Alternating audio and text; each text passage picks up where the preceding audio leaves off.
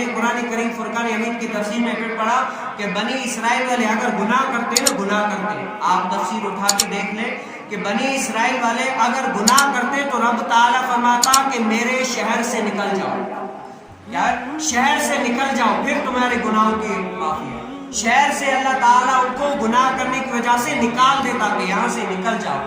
اور گناہ کی توبہ، اگر گناہ کرتا تو توبہ کس طرح ہوتی تھی ان کی؟ بنی اسرائیل کی جب گناہ کرتے توبہ اس طرح، اللہ تعالیٰ فرماتا اپنی جانوں کو قتل کرو تو تمہاری توبہ قبول ہوگی، ویسے قبول نہیں ہوگی۔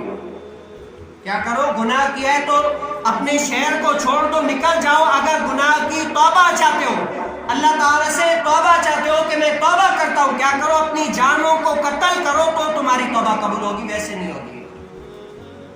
اتنی بڑی اب ہم پر دیکھیں ہمیں رب تعالیٰ نے کیا فرمایا؟ رب تعالیٰ نے فرمایا صرف سچے دل سے توبہ کر لے اور جو گناہ کیا اس کا عزم کر لے کہ اب نہیں کرنا، تمہاری توبہ میں نے قبول کیا ہے؟ پہلے دیکھ لیں، اگر گناہ کیا ہے تو یہاں سے نکل جاؤ اور معافی چاہتے ہو اپنی جانوں کو قتل کرو، یہ ہے۔ اور یہاں پر یہ ہے کہ اگر تم چاہتے ہو کہ رب تعالیٰ معاف فرما دے، سچے دل سے توبہ کرو اور یہاں پر جو گناہ کیا اس کا عزم کرو کہ اب نہیں کرنا، رب تعالیٰ کہتا ہے میں نے تمہیں بندے معاف کیا۔ کیوں؟ رب یہ کن کے ہیں؟ گر نہ ہوتی ان کی رحمت درمیان میں، گر نہ ہوتی ان کی رحمت درمیان میں ابھی آگ لگ جاتی تو